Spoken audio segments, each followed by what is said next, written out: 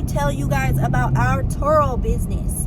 And for a lot of you guys, I don't know if a lot of people know what Turo is. It is a like a personal rental car company to us, I guess. So it's like people get to rent our vehicles. I think the best way to put it, Turo is a platform or app that allows for guests and hosts to be able to connect. Yeah. All right, so today we wanted to start vlogging only because we had a slight issue. And it's not that we don't run into issues with doing Turo. It's that this one was kind of just a little bit more annoying than the rest of them, I guess. Would you say that? No. I guess there has been some that have been more annoying. I think you're just really annoyed right I'm now. annoyed. I think I'm annoyed. So just give you guys a full update and like our opinion on everything that's kind of been going on for the last, it's been like 6 months or so since we've been doing Turo, maybe Right. 7. And just to kind of give you an update, like today, this ride that we're actually picking up the car from now was our 100th ride, actually, out of 2 vehicles. So we have a 2021 LT1 Camaro, which we're currently driving right now. And then we also have a 2021 Scat Pack Charger as well. That is out currently on a ride. So yeah, but I mean, so far out of these first 6 months, man, like I could definitely say it's been an experience, both good and bad. Lots of learning experiences and opportunities, along with a lot of cool networking opportunities. I've met a lot of cool people and interesting people that I may not have, had the opportunity to encounter had it not been for, doing rentals and stuff. True. So, but some of the bad, let's just start there. Like for me personally, I think some of the worst parts of Turo is honestly I'd have to say would be the airport. The communication between Turo and any airport. Like the airport, like the communication is terrible. So we're out here, we're located out in Denver, Colorado. If you guys are looking to, rent our vehicles, Denver, Colorado is where you'll find them. But yeah, the DIA airport is huge. It's like one of the largest, if not the largest airport in the United States. And it's a pain. It's just a pain in the butt, pain in the ass when you're trying to like get your cars to and from guests at the airport. We have found a way that worked for us that I feel is way more efficient than their way. Way more efficient. It just helps us. It helps us to gain, to not have to like waste our time sitting there waiting for the guests, and it creates something for them too, where they're literally walking off the plane, getting their bags, and then walking right into our vehicles. I can feel it. You can feel it. It's terrible. We'll tell you what happened today, but the airport I guess has been the worst. And the biggest thing, so us as hosts, we were told that we couldn't use the arrivals or departures areas, because it was, obviously people were just getting in the way. People were doing weird things like bringing cars on trailers and, just being weird. Like that's just like over excessive in my opinion. But so they kind of made that off limits, and they had told us on the app. You can even go look it up still, because I'm pretty sure they probably haven't updated it at the time of this video. Oh, we can show you the proof. It doesn't matter. That's the problem. Yeah. Is that none of it mattered. Anything that was on like the Turo app or whatever, we could show these airport people this situation, and they didn't give not one red or blue fuck. Okay? Or purple one? Or purple. They didn't give a shit. Yeah, they just didn't care. I mean, and on the app, so it says you can use the east, west, both lots, economy lots, and the garages to make your deliveries and pickups. Which we had no problem, obliging the rules and, trying to make sure that we were staying out of the way and not making it hard for other hosts and whatnot, or for guests. But what it ended up happening is, one, our airport's so big that a lot of people were getting lost trying to find the right parking lots.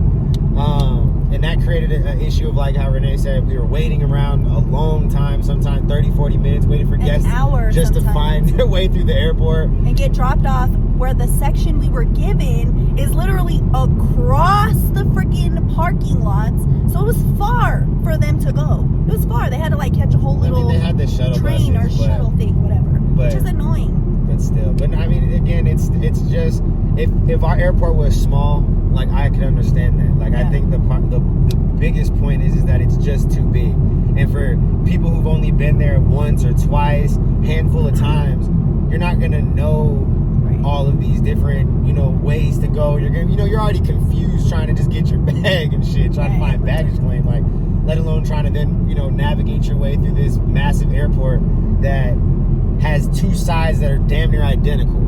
So, yeah, it's just, that's my biggest gripe with the platform itself, right? Is the communication aspect is, in my opinion, not all there, in a lot of different ways, but that's just the main one that bothers me the most. Other ways are just kind of like real picky. I feel like personal things that I just, don't like. But that's the main one that I feel like overall affects everybody as a host, or as a guest as well. I think my biggest, what would you agree with as far as that being like the worst Turo platform issue? Or do you have anything else that you don't like about the platform? I don't like, and this is has a lot to do with like, because of how much money we've spent on tires. Like, I don't like that they don't cover the tire situation. Like, I wish that was a better situation. But again, I can see why they wouldn't cover it. Like, my thing is that like that one, I don't even feel like we could be mad, because if they were replacing tires, like, we wouldn't have a platform to work on. I guess, yeah. Because tires aren't cheap, and if you're replacing 3 or 2 to 4 tires on everyone's car every time there's a flat, like, they're going broke. I don't think that would. I don't know. Either way, that's the most annoying part about it for me personally. Yeah, for sure. And like I said, I think like for me that's one of like those things, but I think those are like personal gripes. Like it's not like how like the airport one where like that's like it overall affects everybody. Like one of the biggest things about us too. Don't downplay my. I'm not. Anyway, but like no, you were and saying. Look, my thing is like I was about to say, the reason why she dropped it talking that shit. But the reason why I say that those are like personal things is because it really comes down to how you play the game, right? Like, we're playing the game in a different. So bad. It is. I know. I told you. That's why I'm not speeding or going. I mean, I'm barely going the speed limit. Oh my god! It is like you can feel that back tire.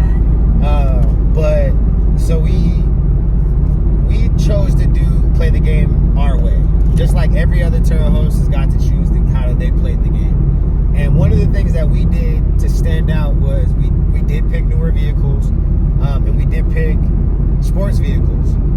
So with that being kind of said, like, had we taken a different approach, like had we just put a bunch of Impalas on there, we wouldn't be running through tires, because nobody's about to be able to go fast enough to burn through no tire, So it's kind of like a catch-22 of like, it's kind of our problem as much as it's their problem. So it's as much as we want it to be there. It's our fault. But again, it's worked in our favor. Like, so now to kind of get to like, the renters and what that's like and dealing with renters, 98% of the time, it's 100% smooth, no problems, no issues. Like, Turo does all the, authentication of IDs and all the bullshit. So you don't even have to really do too much. You just keep your cars clean, push them, get them to where they need to be on time, pick them up on time. And become an AllStar host just so that the platform pushes your cars too. I think that's where we were like so on top of it the first couple. Like, it's not like we aren't on top of it, I guess, but it's so much better to have the AllStar host thing just so that we know that we're gonna make a certain amount of money every month. Like, I feel like that was. I think that's a good way to kind of like, I guess in your mind, like be like, oh, like to kind of like material, or what is it, like to quantify it, I guess is the best way to put it, to quantify what the AllStar host can mean. Because it doesn't technically, like if you go look it up, there's no technical like, oh, you're guaranteed any sort of money. No, you're not guaranteed. What it does though is it does guarantee that your cars and your profiles will be seen first, right? Or at least seen with other AllStar hosts. Like, all the AllStar hosts are seen first, no matter what, on the platform, which again helps you to be able to get more bookings because your cars are being seen quicker, more often. And then also being an AllStar host allows for you to be in the running for if somebody else, if another host is having a problem, and can't fulfill a ride, whatever other AllStar hosts are in the area, you're going to be reached out to first to fulfill rides and stuff like that. So it's definitely worth striving to have and maintain that AllStar host, which they do like every 3 or 4 months. They'll basically do like a reconsideration and check your analytics and your stats and everything. But yeah, again, back to dealing with the renters, that's I think what most people want to know. It's not hard. It's not a big deal. 98% of the time, people are really respectful, really nice. Most people, even when they damage the car, they're honest about it, and they want to make it right because they understand it's not their vehicle. They don't want to, they don't want to disconvenience you as much as you as a host don't want to disconvenience them. Inconvenience, disconvenience, whatever. You know what I was saying. We don't want to disconvenience nobody. Yeah, whatever. And so basically, and I don't know why I said disconvenience, but yeah, inconvenience. That's so funny too. It came out so naturally. Disconvenience nobody. But so now to kind of explain some of that damage, because some of you are like, what? Damage to my car? It's gonna get hurt? It's a rental. It is sad. It's a rental. It is what it is.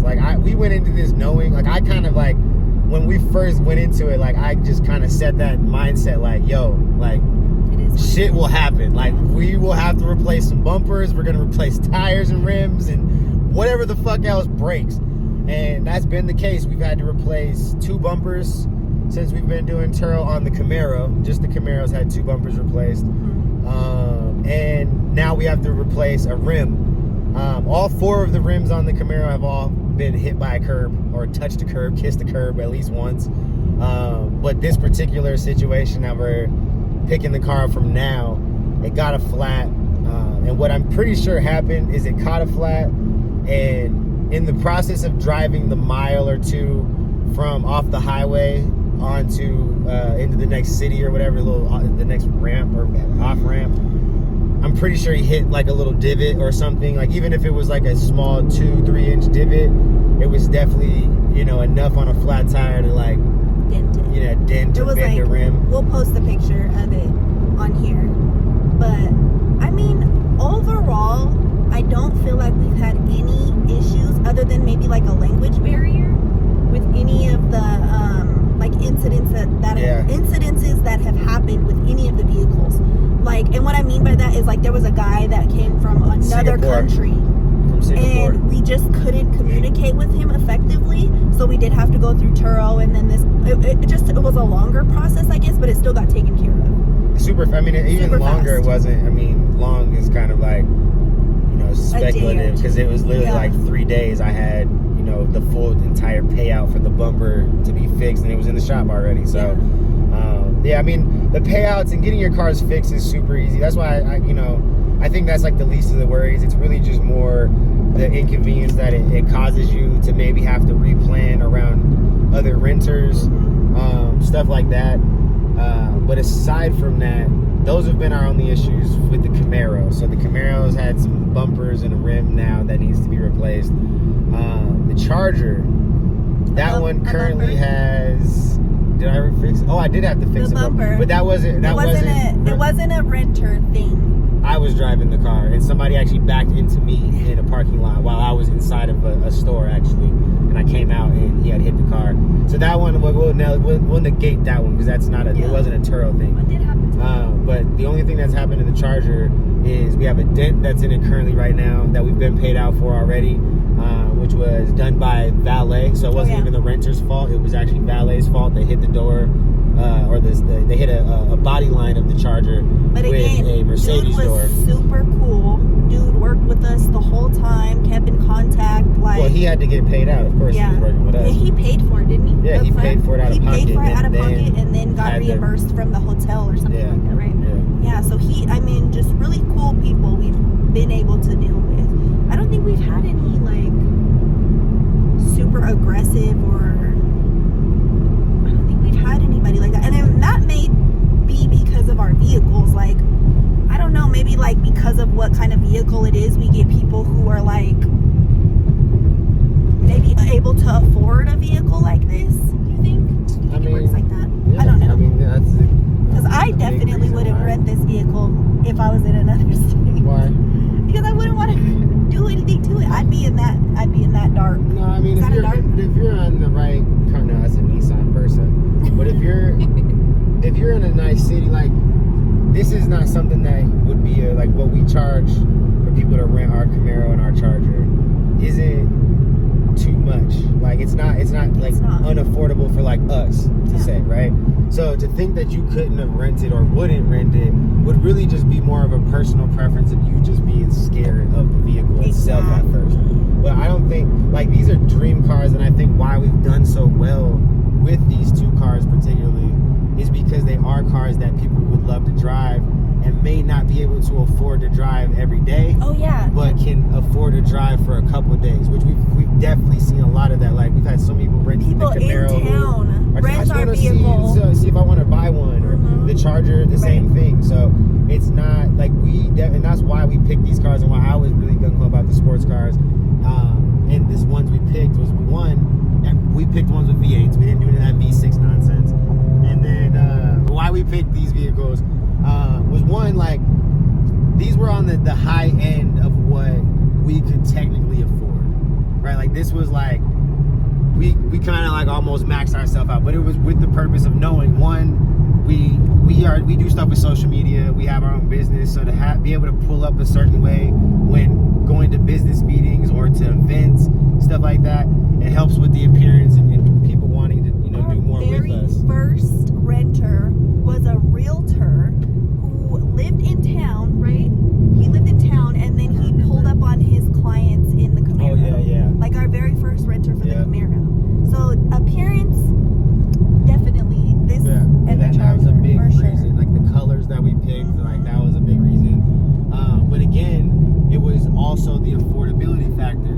Yeah. Like, if I was to go and put a Mercedes Benz or Cadillac or something else that like was a little more than what I should and probably would could have been affording,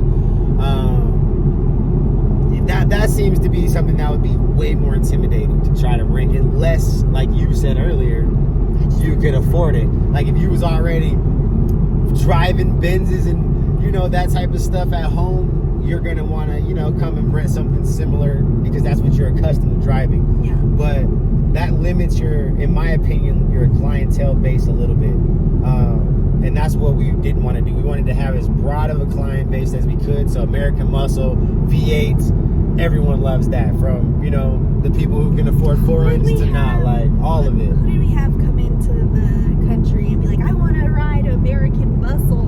Some other guy from out of country, out of town. I mean, it's such a wide variety of people that we meet, though, which is pretty cool, though. Yeah, so I mean, these are cars that people love to see on the road. As many Camaros as you see, many Chargers as you see, like, they're still cars that people love. People want to drive them. They're not all the same. So that's the biggest thing, is like, you can get one that's unique and stands out and is different, and people would love to drive it. So that's pretty much kind of what it's been. So down in the comments, y'all can let us know what else you want to know. If you're even interested in hearing about our Turo journey and all that nonsense, or if you want us to create content around the cars, like, yeah. So that's Turo, man. As of right now, we've made, I think this year, we've made almost $20,000 off of Turo. I think between last year when we started late last year, and then what we've done this year, so it's been a little longer than 6 months. It's probably more like 8. Yeah. But between last year and this year, I'd say we're somewhere in like the 23 range or something like that. 22,000, 23,000 range or something like that, which is is great. It's not 100% profit, so for anybody, depending on how you do it. So a breakdown, just to kind of like give you guys a quick overview and like idea of what it looks like is your take off fucked up my neck. My bad. We do have car payments on these two vehicles, so we have to subtract our car payments and what we've paid to maintain and keep these cars in our possession for these last 8 months. Insurance, any sort of little small things like tires and like this rim now. A lot of that stuff though, I'm able to kind of like You're negate. Such a hand talker. I am. A lot of it I'm able to negate only because we, like I said, my guests are super honest, and a lot of them want to help fix and make things right when things go wrong. So even like a lot of the curb rashes, they've paid us out to have the rims fixed. They've, like this one that we're doing right now, he's gonna pay to replace half the rim, so we could just legitimately just get a whole new rim because it's bent. So yeah, I mean, for the most part, there's a lot of money that we can, it was spent, but it wasn't ours, so we can kind of negate it. And we rarely ever pay for gas. Like, we rarely ever have to pay for gas. Like, we do the prepaid fuel sometimes, where we'll have to put like gas in it or whatever, but most of the time, like even when we drive on the gas that's in it.